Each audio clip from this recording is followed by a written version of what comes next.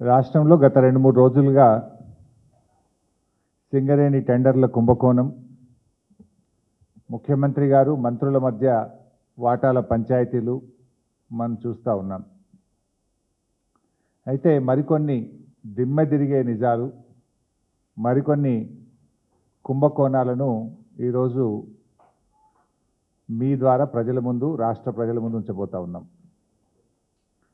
అయితే నిన్న మనం చూసాం, బట్టి విక్రమార్క గారి ప్రెస్ మీట్ చూసాం. వారు మాట్లాడుతూ ఈ కొత్త పద్ధతి కాంట్రాక్ట్ సైట్ విజిట్ సర్టిఫికెట్ అనే విధానం 9E బ్లాక్లో పెట్టారు. అందువల్ల ఈ 9E బ్లాక్ టెండర్లు రద్దు చేస్తున్నామని బట్టి విక్రమార్క గారి ప్రెస్ మీట్ నిన్న మనందరం కూడా చూసాం. అయితే ఈ కాంట్రాక్టర్ సైట్ విజిట్ సర్టిఫికెట్ అనేది గతంలో ఎప్పుడూ లేదు, మన రాష్ట్రంలో లేదు, భారతదేశంలో లేదు.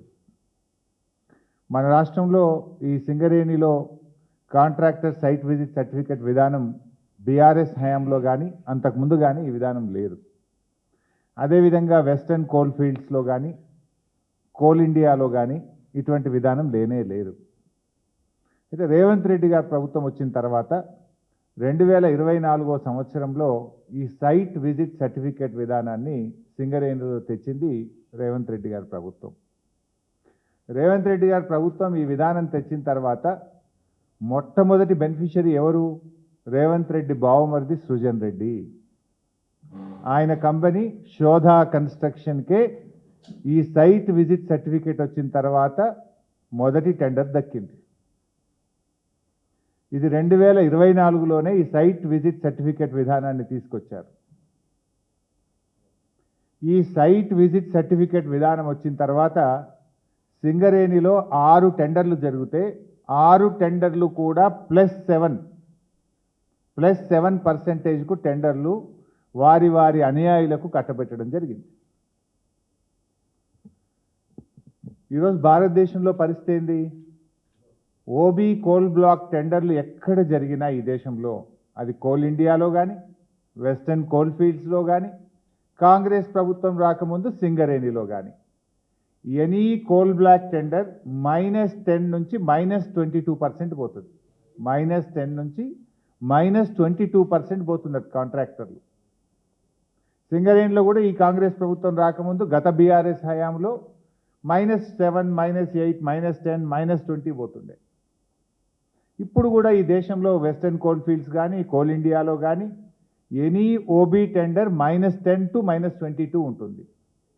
కానీ మన రాష్ట్రంలో రేవంత్ రెడ్డి గారి ప్రభుత్వం వచ్చిన తర్వాత ఈ సైట్ విజిట్ సర్టిఫికేట్ అనే కొత్త విధానం తెచ్చిన తర్వాత అన్ని టెండర్లు కూడా +7 నుంచి +10% పోతా ఉన్నాయి. అయితే నిన్న బట్టి గారు కేవలం 9E బ్లాక్కు మాత్రమే సైట్ విజిట్ సర్టిఫికేట్ ఉంది కనుక ఆ టెండర్ రద్దు చేస్తామన్నారు. మరి వీటి సంగతి ఏంది? ఇవాళ ఈ సైట్ విజిట్ సర్టిఫికేట్ వెనుక ఉన్న కుట్ర ఏంటంటే, అదర్వైజ్ ఆన్లైన్ టెండర్లు ఉంటే ఏమవుతుంది? దేశంలో ఏ రాష్ట్రం నుంచి అయినా ఎవరైనా అనుభవం ఉన్న కాంట్రాక్టర్లు ఆన్లైన్లో డైరెక్ట్గా టెండర్ వేయచ్చు. సైట్ విజిట్ సర్టిఫికేట్ అంటే కాంట్రాక్టర్ సైటుకు పోయి చూసి ఆ సింగరేణి నుంచి సైట్ మేము విజిట్ చేసినామనే సర్టిఫికేట్ తీసుకోవాలి. దాంతో ఏమైపోతుంది? ఏ కాంట్రాక్టర్ టెండర్ వేస్తున్నాడో ముందే వీళ్ళకి తెలిసిపోయి వాళ్ళను భయభ్రాంతులకు గురి చేసి వాళ్ళను నయాన్నో భయాన్నో ఒప్పించో మెప్పించో బెదిరించో వాళ్ళను టెండర్ వేయకుండా చేయడం, టెండర్ వేస్తే వీళ్ళకి అనుకూలంగా టెండర్ వేసే విధానం. అంటే సైట్ విజిట్ సర్టిఫికేట్ ద్వారా ఎవరు టెండర్లు వేస్తున్నారో ముందుగానే తెలిసే ఒక గ్యాంగ్ రేవంత్ రెడ్డి ప్రభుత్వం తరఫున ఒక ఏజెంట్ని పెట్టినారు. ఆ ఏజెంటు ఎవరు టెండర్ వేస్తున్నారో తెలిసి మొత్తం రింగు చేసి +7, +10% టెండర్లు వేస్తున్నారు. గతంలో సైట్ విజిట్ సర్టిఫికేట్ లేనప్పుడు ఏమవుతుండే? ఈ దేశంలో ఎవరైనా ఎక్కడి నుంచి అయినా డైరెక్ట్గా టెండర్ వేసే అవకాశం ఉండేది. ఇప్పుడు ఆ అవకాశం లేకుండా చేసి ముందుగానే ఎవరు టెండర్ వేస్తున్నారో తెలుసుకొని నయాన్నో భయాన్నో బెదిరించో ఒప్పించో మెప్పించో వాళ్ళని టెండర్ వేయకుండా చేసి తమ అనుయాయులకు ఈ టెండర్లు కట్టబెడతా ఉన్నారు. అందుకే ఈ సైట్ విజిట్ సర్టిఫికేట్ వచ్చిన తర్వాత సింగరేణిలో జరిగిన వేల కోట్ల రూపాయల టెండర్లు +7 నుంచి +10%కు వీరు కట్టబెట్టుకున్నారు, పర్సెంటేజీలు కొల్లగొడుతున్నారు. అదే పద్ధతిలో ఈ నైనీ బ్లాక్ చేయబోతే ఏం జరిగింది? వాటాల పంచాయతీ వచ్చి ఇవాళ రోడ్డు మీద పడ్డటువంటి పరిస్థితి మనం చూస్తున్నాం. అయితే ఈ సైట్ విజిట్ సర్టిఫికేట్ మీద దేశవ్యాప్తంగా అనేక కంప్లైంట్స్ వచ్చినాయి. ఇది ఎక్కడిది? వెస్టర్న్ కోల్ ఫీల్డ్స్లో లేనిది, కోల్ ఇండియాలో లేనటువంటిది. కోల్ ఇండియా ఈజ్ మదర్ అన్నట్టు వీటన్నిటికీ. అక్కడ లేనటువంటి విధానం ఇక్కడ ఎందుకు పెడతా ఉన్నారు అని అనేక కంప్లైంట్స్ కూడా వచ్చినాయి. సరే, ఈ విధానం తెచ్చి ఈ రకంగా వీళ్ళు ఏ రకంగా కొల్లగొడుతున్నారో మనం స్పష్టంగా ఈరోజు నేను ఆధారాలు కూడా నా దగ్గర ఉన్నాయి, అన్ని ఆధారాలు కూడా బయట పెడతాను. ఇలా రెండవ కోణం ఉంది. రెండవ కోణం ఏంటంటే, గతంలో ఇదే సింగరేణిలో బీఆర్ఎస్ ప్రభుత్వ హయాంలో టెండర్లు జరిగి -10, -20 ఉన్న టెండర్లు కొన్ని ఉన్నాయి. అవి ఇప్పుడు రద్దు చేసి అదే కాంట్రాక్టర్కు వారి అనుయాయులకు ఇప్పుడు మళ్ళీ రింగ్ చేసి +7%తో టెండర్లు కట్టబెడతా ఉన్నారు. అది చేస్తే ఇప్పుడు -10 +7 అంటే 17% డిఫరెన్స్. గతంలో బీఆర్ఎస్ హయాంలో ఇటువంటి విధానం లేక కాంపిటేటివ్ మెథడ్లో టెండర్లు జరిగినాయి.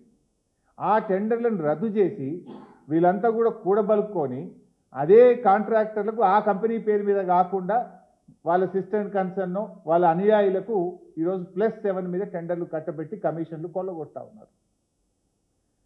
ఉదాహరణకు నేను కొన్ని చెప్తాను. ఇప్పుడు గతంలో వెంకటేష్ ఖని అనే టెండర్ బీఆర్ఎస్ హయాంలో మైనస్ టెండర్ ఉండే. ఇప్పుడు వీళ్ళు 2025లో దాన్ని రీటెండర్ చేసి మళ్ళీ ప్లస్లో అప్పగట్టారు. అట్లనే ఎస్ఆర్పి OC2 శ్రీరాంపూర్ గతంలో మైనస్ టెండర్ ఉండే. ఇప్పుడు ఆ మైనస్ టెండర్ను రద్దు చేసి మళ్ళీ టెండర్ నిర్వహించి ప్లస్ టెండర్ కుమ్మక్కి చేసి రింగు చేసి సైట్ విజిట్ సర్టిఫికెట్ పెట్టి వారి అనుయాయులకు కట్టబెట్టే ప్రయత్నం చేస్తున్నారు. అట్లనే ఎస్ఆర్పి OC2 ఎక్స్పాన్షన్ 2025 ఇది టెండర్ ఇప్పటికి 3 సార్లు వాయిదా వేసింది. ఇది కూడా కట్టబెట్టడానికి ఇంకా డీల్ సెటిల్ కాక వాయిదాలు వేసుకుంటూ ఇప్పుడు వాళ్ళ అనుయాయులకు కట్టబెట్టే ప్రయత్నం చేస్తున్నారు. ఇది గతంలో జరిగిన టెండర్లను రద్దు చేసి తిరిగి తమ అనుయాయులకు రింగ్ చేసి కోట్లాది రూపాయల కమిషన్లు మాట్లాడుకొని టెండర్లు కట్టబెడుతున్నటువంటి పరిస్థితి. ఇంకో మూడవ కోణం ఉంది ఇలా. గతంలో సింగరేణి ఏం చేసేదంటే డీజిల్ బల్క్గా IOC నుంచి ప్రభుత్వ రంగ సంస్థల నుంచి, ఇది కూడా ఒక కేంద్ర ప్రభుత్వ రంగ రాష్ట్ర ప్రభుత్వ రంగ సబ్సిడరీ సంస్థ, డైరెక్ట్గా డీజిల్ తీసుకొచ్చి కాంట్రాక్టర్లకు డీజిల్ వాళ్ళు సరఫరా చేసి పని మాత్రమే చేయించుకునేవాళ్ళు. కానీ వీళ్ళ కమిషన్ల కోసం, వర్క్ వాల్యూ పెంచడం కోసం, పర్సెంటేజీల కోసం ఇప్పుడు ఏం చేసిండ్రు, డీజిల్ను కూడా కాంట్రాక్టర్ ఖాతాలో జమ చేసినారు. అప్పుడు ఏమైంది, 50 కోట్ల పని 100 కోట్లు అవుతుంది, డబుల్ అవుతుంది. పర్సెంటేజ్ 50 కోట్ల మీద 10% మాట్లాడుకుంటే 100 కోట్లు డీజిల్ కూడా కలిపితే 100 కోట్ల మీద 10% వస్తుంది కదా. కమిషన్ల కోసం సింగరేణి ఇచ్చేటువంటి డీజిల్ విధానాన్ని రద్దు చేసి దాని కాంట్రాక్టర్ ఖాతాలో జమ జరిపి ఈరోజు పెద్ద ఎత్తున పర్సెంటేజీలు కొల్లగొట్టే కొత్త విధానాన్ని కూడా రేవంత్ రెడ్డి ప్రభుత్వం తీసుకొచ్చింది. ఇన్ఫ్యాక్ట్ దీనివల్ల సింగరేణికి బాగా లాస్. ఎప్పుడైనా కాంట్రాక్టర్కి బిల్లు చెల్లించినప్పుడు 18% GST కట్టాల్సి ఉంటుంది. నువ్వు 50 కోట్లు పని చేస్తే 50 కోట్ల మీదనే నీకు GST కట్టాలి. ఇప్పుడు డీజిల్ కూడా కలిపితే ఏమవుతుంది, అది డబుల్ రేట్ అవుతుంది, 100 కోట్లు అవుతుంది 50 కోట్ల పని. ఇప్పుడు 100 కోట్ల మీద GST కడితే సింగరేణి సంస్థకు నష్టం కదా. అంటే ఈ రకంగా సంస్థకు నష్టమైనా సరే మాకు కమిషన్లు పెరగాలి, మాకు కమిషన్లు వస్తే చాలు అని చెప్పి ఈ కొత్త డీజిల్ విధానాన్ని కూడా తీసుకొచ్చి ఇటు సంస్థకు నష్టం చేస్తున్నారు, మరోవైపు వీళ్ళు కమిషన్లు కొల్లగొడుతున్నటువంటి పరిస్థితి. ఇదంతా కూడా ఎవరి కన్సర్న్లో జరుగుతుంది, ముఖ్యమంత్రి గారి దగ్గరి సన్నిహితుడు, ఆయన సమీప బంధువు కనుసన్నల్లోనే ఇదంతా జరుగుతూ ఉంది. ఎవరికి టెండర్ రావాలన్నా, ఎవరికి సైట్ విజిట్ సర్టిఫికెట్ రావాలన్నా ఆయన ఆజ్ఞ లేదే సర్టిఫికెట్ రాదు, టెండర్ దక్కదు. ఒక రింగ్ లీడర్, ఒక గ్యాంగ్ లీడర్ని పెట్టినారు. ఒక్కొక్క దానికి ఒక గ్యాంగ్ లీడర్. సింగరేణికి కూడా ఒక గ్యాంగ్ లీడర్ని పెట్టి ఇలా ఆయన కనుసన్నల్లో ఇక్కడ సైట్ విజిట్ సర్టిఫికెట్లు, టెండర్లు దక్కించుకునేటువంటి విధానాన్ని ఇలా ఈ ప్రభుత్వం, రేవంత్ రెడ్డి ప్రభుత్వం తీసుకొచ్చింది. ఇలా నేను ఒకటి అడుగుతా ఉన్నా, చీటికి మాటికి సిట్ అంటున్నావు కదా, చీటికి మాటికి ఎంక్వైరీలు అంటున్నావు కదా, నేను ఇంత ఓపెన్గా ఫ్యాక్ట్స్ బయట పెడుతున్నా. నీకు నిజాయితీ ఉంటే, దమ్ము ఉంటే దీన్ని CBI విచారణకు ఆదేశించు. అన్ని సాక్ష్యాలతో సహా నేను సిబిఐకి అందించడానికి సిద్ధంగా ఉన్నా. ఇప్పుడు కిషన్ రెడ్డి గారు కోల్ ఇండియా మినిస్టర్. ఇలా కేంద్ర ప్రభుత్వంకు సింగరేణిలో 49% వాటా ఉంది. కిషన్ రెడ్డి గారు ఇవాళ రేవంత్ రెడ్డితో బీజేపీకి అక్రమ సంబంధం లేకపోతే, రేవంత్ రెడ్డి బీజేపీల మధ్య చీకటి ఒప్పందం లేకపోతే వెంటనే దీని మీద సిబిఐ విచారణకు ఆదేశించాలని నేను బీజేపీ పార్టీని, కిషన్ రెడ్డి గారిని నేను డిమాండ్ చేస్తా ఉన్నా. మీరు కుమ్మక్కు కాకపోతే ఆదేశించండి, మీరు సిబిఐ విచారణకు ఆదేశించండి. నా దగ్గర ఉన్న అన్ని ఆధారాలు తెచ్చి నేను సిబిఐకి ఇవ్వడానికి సిద్ధంగా ఉన్నా. నేను చెప్పిన ప్రతి విషయం మీద కూడా నా దగ్గర ఆధారం ఉంది. అందుకే ఇవాళ మీరు ఇంకోటి గమనిస్తే 2 సంవత్సరాల నుంచి సింగరేణికి ఒక పర్మనెంట్ సిఎండి లేడు. వీళ్ళ అడుగులకు మడుగులు వచ్చే విధంగా, వీళ్ళ అరాచకాలను చేసుకునే విధంగా ఇన్ఛార్జ్ ఎండీలను పెట్టి అడ్డగోలు వ్యవహారాలు ఇవాళ సింగరేణిలో నడిపిస్తూ ఉన్నారు. జనరల్గా సింగరేణికి ఒక సీనియర్ మోస్ట్ ఐఏఎస్ అధికారిని, ఒక స్పెషల్ చీఫ్ సెక్రటరీ ర్యాంక్, ఒక ప్రిన్సిపల్ సెక్రటరీ ర్యాంక్లో ఉండే సీనియర్ అధికారులను సింగరేణి సీఎండీగా పెడుతూ ఉంటారు. కానీ ఈ ప్రభుత్వం వచ్చిన 2 ఏళ్ల నుంచి సింగరేణికి రెగ్యులర్ సీఎండీఏ లేడు, ఒక రెగ్యులర్ జేఎండీ లేడు, రెగ్యులర్ డైరెక్టర్లు లేరు. ఇన్ఛార్జీలను పెట్టి ఈ అడ్డగోలు వ్యవహారాలకు తెరలేపినారు. తమ యొక్క అడ్డగోలు వ్యవహారాలు, తమ పర్సంటేజీలు, తమ చీకటి ఒప్పందాలు, కాంట్రాక్టర్లు దక్కించుకోవడానికి వీళ్ళు ఇన్ఛార్జీల పాలన కొనసాగిస్తూ ఇదంతా కూడా చేస్తూ ఉన్నారు. ఎందుకు లేరని నేను అడుగుతా ఉన్నా. నేను భట్టి గారిని అడుగుతా ఉన్నా, భట్టి గారు ఈ సైట్ విజిట్ సర్టిఫికేట్ మీరు లేదని చెప్పి 9E బ్లాక్ను రద్దు చేసినారు కదా, మరి సైట్ విజిట్ సర్టిఫికేట్ పేరు మీద జరిగిన అన్ని టెండర్లు రద్దు చేయాలని చెప్పి నేను డిమాండ్ చేస్తూ ఉన్నా. దీని మీద వెంటనే సిబిఐ విచారణ ఆదేశించాలని నేను డిమాండ్ చేస్తూ ఉన్నా. ఈ సైట్ విజిట్ సర్టిఫికేట్ విధానాన్ని సింగరేణిలో శాశ్వతంగా రద్దు చేయాలని చెప్పి నేను డిమాండ్ చేస్తూ ఉన్నా. ఈ డీజిల్ విధానం తెచ్చి కమిషన్లు కొల్లగొట్టే ఈ కొత్త విధానాన్ని రద్దు చేయాలని మేము డిమాండ్ చేస్తూ ఉన్నాం.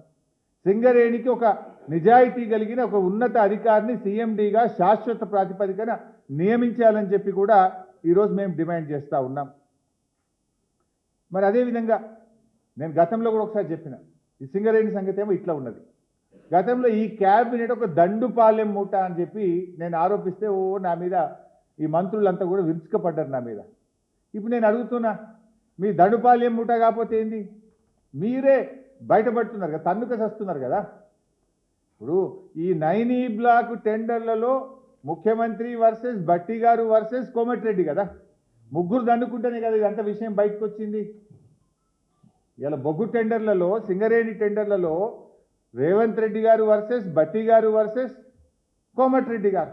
నాకు దక్కాలంటే నాకు దక్కాలి, నా మనుషులకు దక్కాలంటే నా మనుషులకు దక్కాలని ముగ్గురు మధ్య వాటాల పంచాయతీ కాకపోతే ఏంది?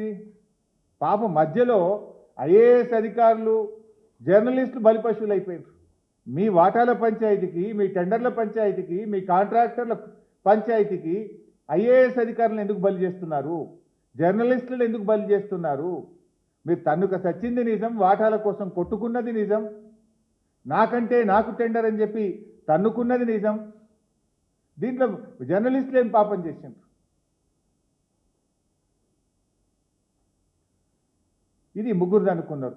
గతంలో మీరు చూశారు డెక్కన్ సిమెంట్స్ యజమానిని ముఖ్యమంత్రి గారి ఇంటికి ఎదురుగా గెస్ట్ హౌస్లో తుపాకీ పెట్టి వసూలు చేసిండ్రు అని స్వయంగా కేబినెట్ మంత్రి గారి కుమార్తె చెప్పారు.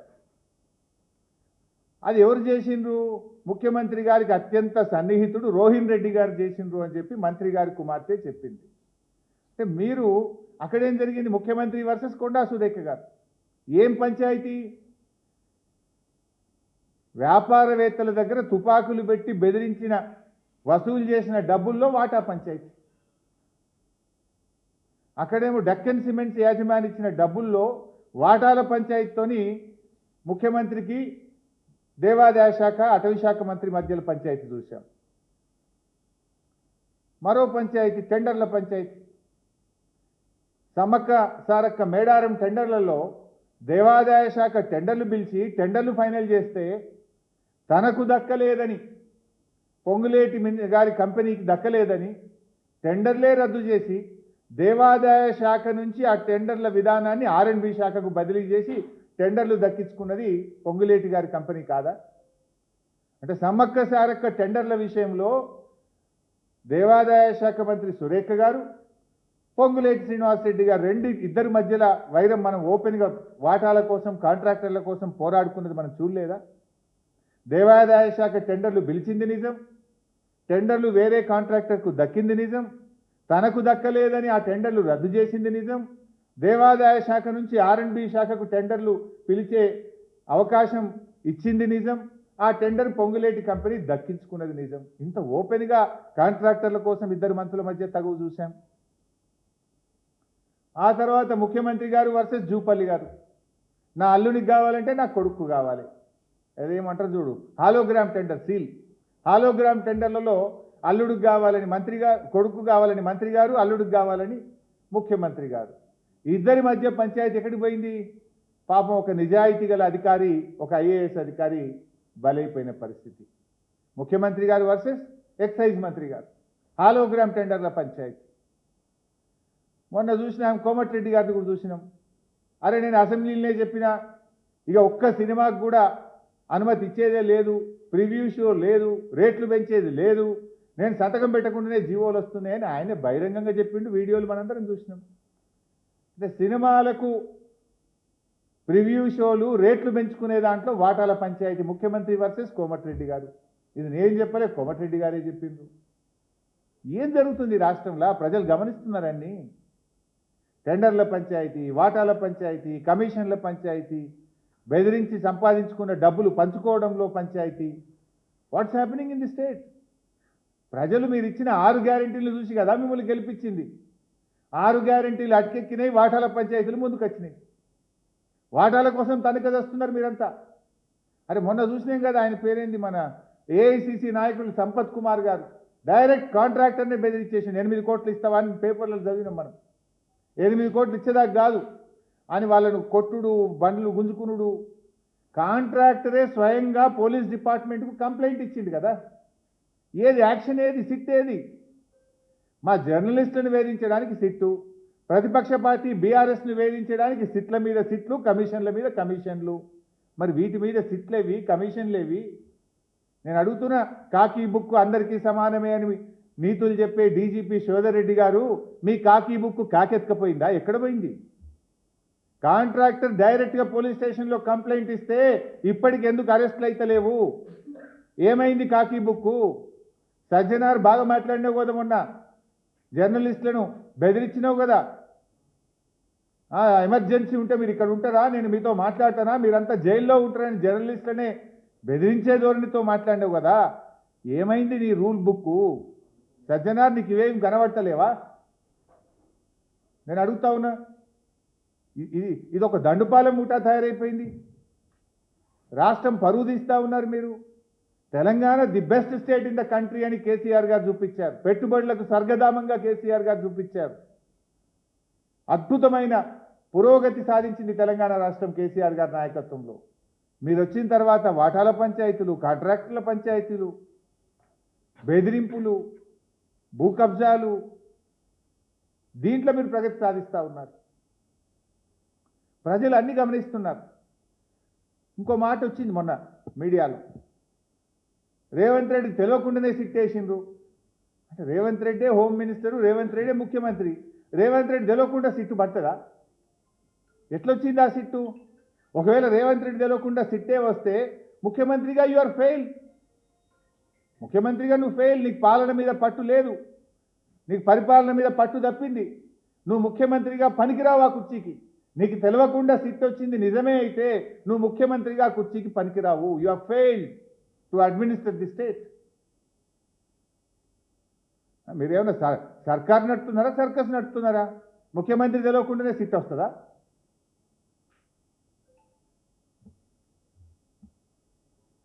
రేవంత్ రెడ్డి గారు నిన్న మాట్లాడిన వ్యాఖ్యలు చాలా తీవ్రంగా మేము ఖండిస్తూ ఉన్నాం.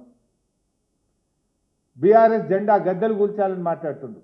బిడ్డ, నువ్వు బీఆర్ఎస్ జెండా గద్దెల దోలికొస్తే నీ గద్దె కూల్తది, జాగ్రత్త అని చెప్పి హెచ్చరిస్తూ ఉన్నాం. దుమ్ము అయిపోతావు బిడ్డ నువ్వు. అయినా బీఆర్ఎస్ పార్టీ నువ్వు కూలిస్తే బీఆర్ఎస్ పార్టీ ఏదో జెండా గద్దెల్లో లేదు, ప్రజల గుండెల్లో ఉన్నది బీఆర్ఎస్ పార్టీ. బీఆర్ఎస్ పార్టీ జెండా గద్దెల్లో నువ్వు కూలిస్తే పోయే పార్టీ కాదు. తెలంగాణ ప్రజల గుండెల్లో పుట్టిన పార్టీ బీఆర్ఎస్ పార్టీ, ప్రజల హృదయాల్లో ఉన్నటువంటి పార్టీ బీఆర్ఎస్ పార్టీ. ఈ హౌలా మాటలు బంద్ చేయి, పిచ్చి పిచ్చి మాటలు బంద్ చేయి. 6 గ్యారంటీల మీద దృష్టి పెట్టు. నిన్న కేబినెట్ మీటింగ్ జరిగింది. రాష్ట్రంలో రైతులు ఆశగా ఎదురు చూసినారు. సంక్రాంతికే నువ్వు రైతు బంధు ఇస్తామని ఎదురు చూశారు యాసంగి పంటకు. సరే సంక్రాంతికి ఇయ్యలేదు, నిన్న కేబినెట్ మీటింగ్లోనైనా రైతు బంధు ఇస్తావేమోనని ఎదురు చూసిన రైతులకు నిరాశ మిగిలింది. అరేగా ఎరువుల కొరత ఉంది, దాని మీద ఏమైనా కేబినెట్ మాట్లాడుతుందేమో అనుకున్నాం. రైతు బంధు గురించి ఒక ప్రకటన వస్తుందని ఎంతో ఆశగా ఎదురు చూశారు రైతులు. కానీ మేడారంలో జరిగిన కేబినెట్ మీటింగ్లో రైతు బంధు ఊసే లేదు, ఎరువుల కొరత గురించి చర్చే లేదు, పిల్లల ఫీజు రియంబర్స్మెంట్ గురించి ఇలా 20 లక్షల మంది పిల్లల జీవితాలతో ఆడుకుంటున్నాడు. నేను కేబినెట్ మీటింగ్లో పిల్లల ఫీజు రియంబర్స్మెంట్ గురించి ఒక చర్చ తీసుకుంటారేమో, నిర్ణయం తీసుకుంటారేమో అని ఎదురు చూసిన 20 లక్షల ఎస్సీ ఎస్టీ బీసీ పిల్లలకు నిరాశ మిగిల్చినావు కదా నువ్వు. అయినా ఎన్టీఆర్ గురించి నువ్వు మాట్లాడుతున్నావు. అసలు ఎన్టీఆర్ గారు ఆ పార్టీ ఎప్పుడు పుట్టిందండి? రాహుల్ గాంధీ మన ముఖ్యమంత్రి రాజీవ్ గాంధీ గారు మన ముఖ్యమంత్రి అంజయ్య గారిని అవమానిస్తే కదా తెలుగువారి ఆత్మగౌరవ నినాదంతో పుట్టింది ఆనాడు తెలుగుదేశం పార్టీ. ఇదే కాంగ్రెస్ పార్టీ ప్రధానమంత్రి రాజీవ్ గాంధీ గారు మన ముఖ్యమంత్రి అంజయ్య గారిని అవమానిస్తే ఆ రోజు తెలుగుదేశం పార్టీ పుట్టింది. తెలుగుదేశం పుట్టుకనే కాంగ్రెస్ వ్యతిరేకంగా. ఎన్టీఆర్ గారు ఆనాడు కాంగ్రెస్ పార్టీకి వ్యతిరేకంగా జాతీయ స్థాయిలో నేషనల్ ఫ్రంట్ నెలకొల్పింది కదా. కాంగ్రెస్ భూస్థాపితమే నా లక్ష్యమని ఎన్టీఆర్ గారు ప్రతినబూనింది కదా. నిజంగా కాంగ్రెస్ భూస్థాపితమైతే ఎన్టీఆర్ గారి ఆత్మశాంతి చేకూరుతుంది. నీకు అంత ప్రేమ ఉంటే పోయి తెలుగుదేశంలో ఉండే నువ్వు ఎందుకు కాంగ్రెస్లోకి వచ్చినావు? నువ్వు ద్రోహివి నిజంగా చెప్పాలంటే. ఇవాళ తెలుగుదేశం నుంచి బయటకు వచ్చి నువ్వు ద్రోహం చేసినావు తెలుగుదేశానికి.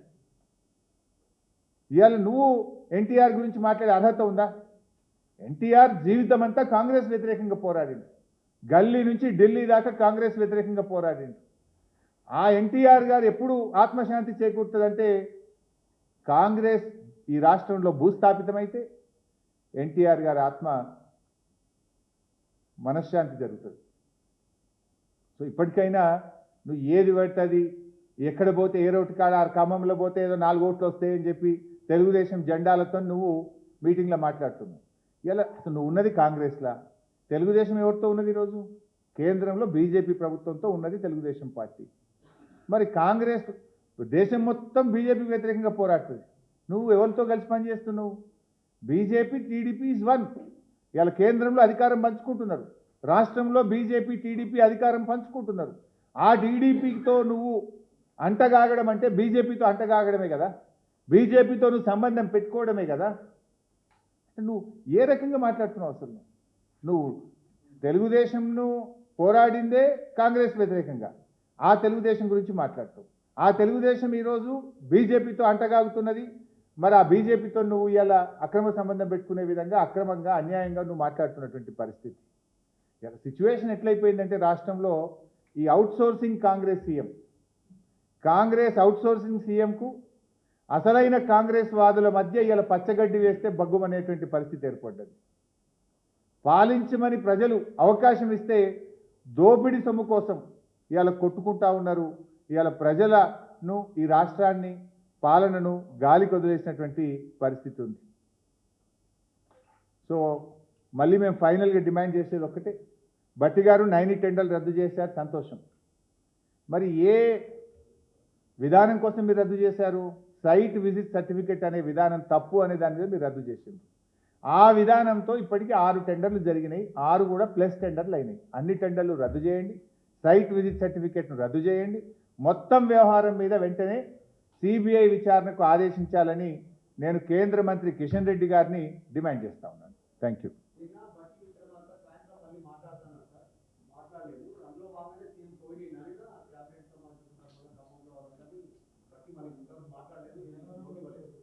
సో ప్రజలు అన్ని విషయాలు గమనిస్తున్నారు. భట్టి గారు కూడా నిర్భయంగా దాని వెనుక ఎవరున్నారో ఆయన బయట పెట్టాలని చెప్పి నేను డిమాండ్ చేస్తా ఉన్నా. భట్టి గారు ఇలా ఇంకొక విషయం కూడా మనకు చాలా ఆశ్చర్యకరంగా ఈ రాష్ట్రంలో మనం చూస్తున్నాం ఏంటంటే, ఒకరేమో వైఎస్ రాజశేఖర రెడ్డి గారికి నేను వీర విధేయుణ్ణి అంటున్నారు, ఇంకొకరేమో చంద్రబాబు నాయుడు గారికి నేను పరమ భక్తుణ్ణి అని చెప్పుకుంటున్నారు. ఒక ఆయన సీఎం, ఇంకొక ఆయన డిప్యూటీ సీఎం. ఆ ఇద్దరూ ఈ తెలంగాణ రాష్ట్ర ఏర్పాటుకు వ్యతిరేకంగా ఉన్న వాళ్ళే కదా. ఇద్దరూ తెలంగాణ, ఒక ఆయన సిగరెట్టా బీడియా అని మాట్లాడిండు, ఒక ఆయన చివరి నిమిషంలో కూడా తెలంగాణ రాష్ట్ర ఏర్పాటును అడ్డుకోవడానికి ప్రయత్నం చేసిండ్రు. సో ఇక ప్రజలు అన్ని విషయాలు కూడా గమనిస్తూ ఉన్నారు. ఏంది వీళ్ళు ఏం చేస్తున్నారు, ఏం మాట్లాడుతున్న విషయాన్ని కూడా గమనిస్తున్నారు. భట్టి గారు కూడా ఆయన ఈ మొత్తం వ్యవహారం వెనుక ఎవరున్నారు ఏంటి అన్ని విషయాలు బయట పెడతా ఉన్నారు. నిర్భయంగా ఆయన బయట పెట్టాలని చెప్పి కూడా మేము కోరుతా ఉన్నాం. బయట పెట్టకపోతే మళ్ళీ మీ మధ్య వాటాల మధ్య సయోధ్య కుదిరిందని ప్రజలు భావించే అవకాశం ఉంటుంది. తప్పకుండా ఈ అన్ని విషయాలను సిబిఐకి, అవసరమైతే హైకోర్టుకు కూడా వెళ్ళి హైకోర్టు ద్వారా కూడా లీగల్గా కూడా మేము బీఆర్ఎస్ పార్టీ ముందుకు వెళ్తుంది.